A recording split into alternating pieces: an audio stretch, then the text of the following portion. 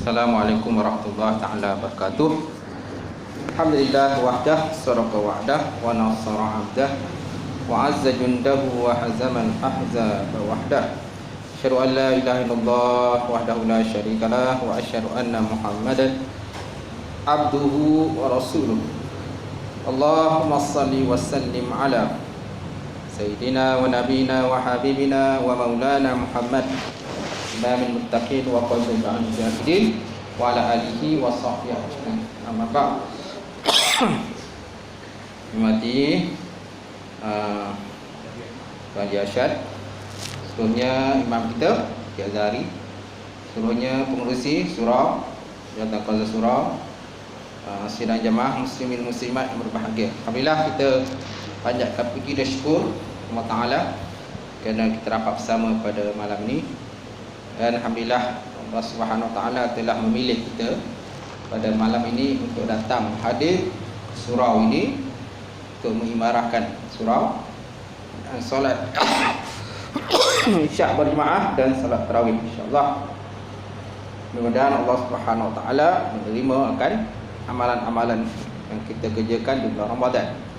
Jadi insya-Allah pada malam ni kita lihat sikit berkenaan dengan kenapa dinamakan suratul ikhlas. Kenapa dinamakan suratul ikhlas? Dalam salat yang kita lakukan solat witir, suratul ikhlas diulang banyak kali dah. Banyak kali diulang suratul ikhlas. Kalau kita lihat dalam suratul ikhlas itu, dia tidak ada satu ayat pun menyebut ikhlas. Allah Ta'ala sebut dalam Quran, qul a'udzu birabbil qul huwallahu ahad, qul huwallahu ahad, Allahus samad, lam yalid wa lam yulad wa lam yakul lahu kufuwan ahad. Maksudnya kata ulama ya Muhammad, Allah itu esa. Allah itu esa. Qul huwallahu ahad, Allahus samad. Allah Subhanahu Wa Ta'ala tempat meminta ataupun tempat penumpuan makhluk. Lam yalid wa lam yulad, tidak beranak dan tidak diperanakkan, dan tiada sekutu baginya. Walam yakul lahu kufuwan ahad, tidak ada sekutu bagi Allah Subhanahu Wa Ta'ala. Jadi surah Al-Ikhlas ini ialah surah Makkiyah yang diturunkan kepada Rasulullah SAW di Makkahul Mukarramah. Yang mana ayat yang terdapat dalam surah Al-Ikhlas ini ialah mengandungi 4 ayat. Dia ada 4 ayat, kemudian ada 15 kalimat. Yablughu adadul kalimatuha 15. Dia mengandungi lebih kurang dalam 15 kalimat. Kemudian hurufnya wa yablughu adadul hurufuha sab'ata wa arba'una harfan. Hurufnya mengandungi lebih kurang 47 huruf. Dia ada 47 huruf. Kemudian dia terletak pada juz'us salasi, taqa'u fi juz'is salasina min al-Quran al-Karim fi juz'il amma. Dia terletak pada juzuk yang ke-30 dalam Quran, pada juzuk amma. Dan bilangan surahnya ialah pada surah yang rakam mi'ah wa isnani asyara, maknanya pada 144 surah. 100 di sini saya 112. 114 kan? 114 kan? Baik, itu suratul Ikhlas. Yang mana suratul Ikhlas ini kalau Rasulullah SAW disebut dalam satu hadis, Rasulullah berpesan kepada kita supaya kita melazimi daripada membaca suratul Ikhlas. Waqad awsa Rasulullah SAW bi qira'atiha wa wasfiha ala sulusil Quran Karim, haitsu qala ayajuzu ahadakum ay yaqra'a sulusul Quran fi lailah. Nabi SAW mewasiatkan kepada kita dengan suruh membaca, membaca, dan Nabi mensifatkan dia seperti sepertiga Quran. Sepertiga Quran. Sebenarnya kalau kita baca surah Al-Fatihah ni sekali, dia punya pahalanya menyamai dengan 1/3 Quran. Kalau banyak baca, kiralah. Kalau kita baca malam ni, tengoklah berapa kali kita baca. Mana pada setiap 2 rakaat kita baca 3 kali kan. 3 kali. Kalau dah 10 tu maknanya dah 15 kali kan. Jadi tuan-tuan gandakan lah. Tak pahala yang disediakan oleh Allah Subhanahu Wa Taala. Jadi Rasulullah SAW bersabda, ayat juzu ahadakum ayyaqra'a sulusul Quran fi lailah. Adakah lemah salah seorang kamu bahawa ia membaca 1/3 Quran dalam satu malam? Dengan maksud Nabi mengqasad suratul Ikhlas. Wa kana yaksuru suratul Ikhlas.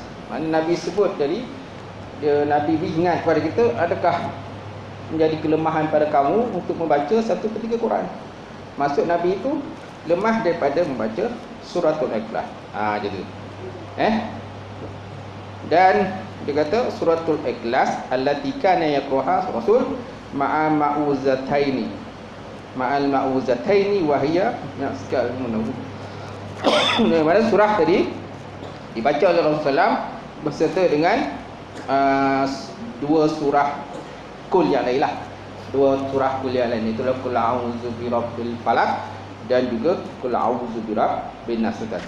So sekarang ni timbul persoalan pada kita lah. Tengok balik, kenapa dinamakan suratul Ikhlas?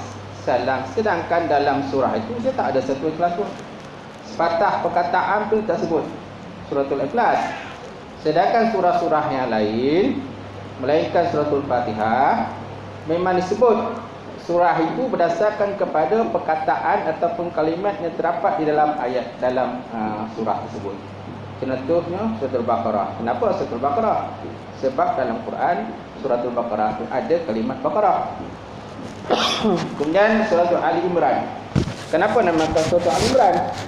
Kerana dalam surah itu terdapatnya kalimat Ali Imran.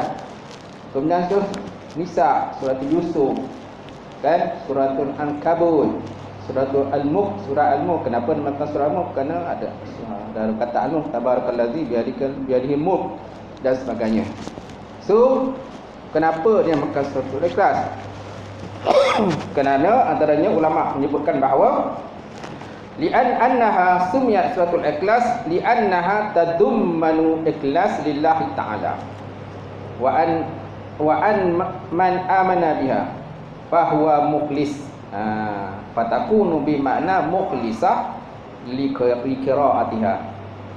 Ai anna al-insan iza qara'a mu'minan biha faqad akhlasallahu azza wa jalla.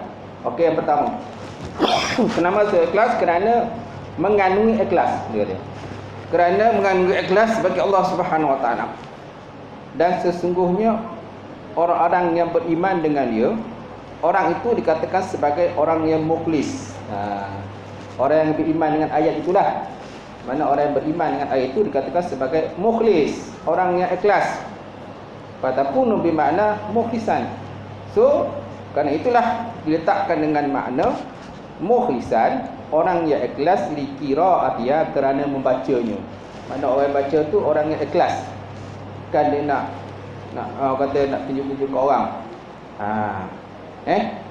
Lainlah kalau dia ada niat lain tu tak tahulah. Tapi kalau segi maknanya sahaja, orang baca itu dia mengandung ikhlas, dia kata. Kemudian artinya anal insan iza qara'aha mu'minan biha. Kerana sebuah manusia itu apabila dia membaca akan surah tadi, berarti dia beriman dengannya, maka sungguh dia telah ada sifat ikhlas kepada Allah Subhanahu Wa Taala. Semana dia dah ada sungguh ikhlaslah Allah Taala. Kalau kita lihat pada makna surah Ikhlas tu satu-satu, memang dia banyak mengesakan Allah Taala, menyucikan Allah Taala, kan. Macam tu. Itu yang pertama. So yang kedua, kenapa dinamakan surah Ikhlas? Au li'annaha mukhlasah, dengan dipatahkan lam pula. Li'anna Allah Ta'ala akhlasaha li nafsiha falam yazkur fiha syai'an min al-ahkam wala syai'an min al-akhbar min ghairihi bal huwa akhbaru khassah. Dia kata. Yang kedua, kerana bahawa sesungguhnya orang membaca itu dikatakan orang yang mukhlas. Orang yang diikhlaskan. Orang yang diikhlaskan. Kenapa? Kerana Allah Subhanahu Wa Taala mengikhlaskan akannya bagi dirinya sendiri. Kerana Allah Taala itu mengikhlaskan akannya li nafsi, bagi dirinya sendiri. Kemudian dalamnya itu falam yazkur fiha syai'un minal ahkam. Sedang kemudian dalam suratul Ikhlas itu dia tak ada sebut berkenaan dengan hukum hakam. Dia tak ada sebut berkenaan hukum hakam, wala syai'an minal akhbar min ghairi, dan tidak ada sebut pun tentang cerita-cerita orang kata para nabi dan para rasul yang terlalu lah sebelumnya, tak ada sebut. Wala syai'an minal akhbar min ghairi bal hiya akhbar khassah, tetapi dia merupakan perkhabaran khusus. Mana perkhabaran khusus untuk Ta'ala je. Dia khabar khusus untuk Allah. Dia tak ada kait dengan cerita. Gitu. Tak ada cerita para nabi, Nabi Musa, Nabi Harun ke, Nabi Ibrahim ke, Nabi Muhammad. Dia tak sebut. Kemudian dia tak ada sebut berkenaan hukum hakam, halal, haram dan sebagainya, tak sebut. Tetapi dia hanya sebut berkenaan dengan mukhlis, keikhlasan kita lah dalam membaca ayat tersebut gitu. Kemudian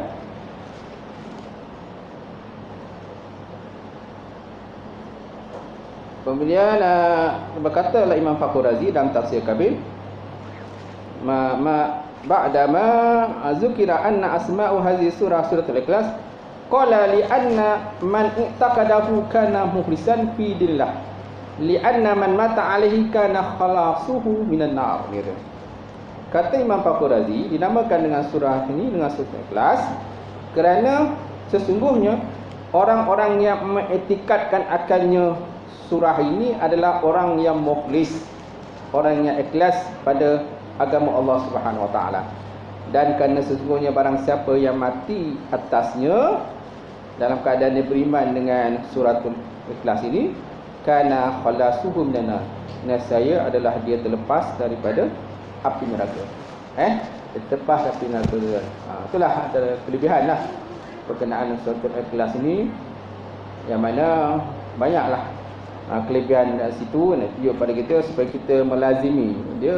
Surahnya tak panjang pun, pendek je, tapi kalau kita tak mengaji pun tak boleh nak baca juga. Orang tak mengaji pun tak boleh nak baca, walaupun benda yang simple je macam tu. Suratul Fatihah pun juga, dan dalam suratul Fatihah pun dia tak ada sebut tentang Fatihah. Alhamdulillah Rabbil Alamin Ar-Rahman Ar-Rahim Maliki Yawmiddin. So mana Fatihahnya? Mana Fatihah? Tak ada pun Fatihah, tapi disebut nama Fatihah. Dan bukan saja satu Fatihah dia dinamakan surah Fatihah, dia juga punya nama-nama lain, dengan suratul Syifa lah, Sabun Masani lah, banyaklah, atau Umul Kitab, banyak nama-nama lain lah. Sebab benda ni pun penting juga kita kena tahu lah. Bukan hanya tahu, sebab ada kalangan kita pun bila tanya satu Fatihah dia tak tahu nak tahu. Cuba baca satu Fatihah, dia pandang muka lain, tak boleh baca lah. Ada orang tahu nama tu suratul Fatihah, tapi bila kita minta dia baca, cuba baca Umul Kitab, dia dah pening. Dia dah pening kan? Sebab pernah ada satu kes dulu, juru nikah minta kepada pengantin lelaki membaca Umul Kitab. Juru nikah tak minta pengantin lelaki baca surah Fatihah, tapi dia minta baca Umul Kitab. Jadi pengantin berapa ni? Dia dah tengok muka orang lain. Benda macam tu. So maknanya nama-nama lain pun kita kena tahu jugalah. Bukan satu Fatihah tu kita kena tahu nama dia, malah nama-nama lain yang ada kaitan dengan surah Fatihah pun kita kena tahu kan. Suratul Syifa kan pun termasuk dalam surah Fatihah. Gitu. Okey tuan-tuan. Okey, sekadar itulah yang dapat dikongsikan pada malam ni. Mudah-mudahan dengan sedikit perkongsian info pada malam ni, mudah-mudahan dapat menambahkan ilmu kita, meningkatkan keimanan ketakwaan kita pada Allah Taala sekalian. Assalamualaikum warahmatullahi taala wabarakatuh.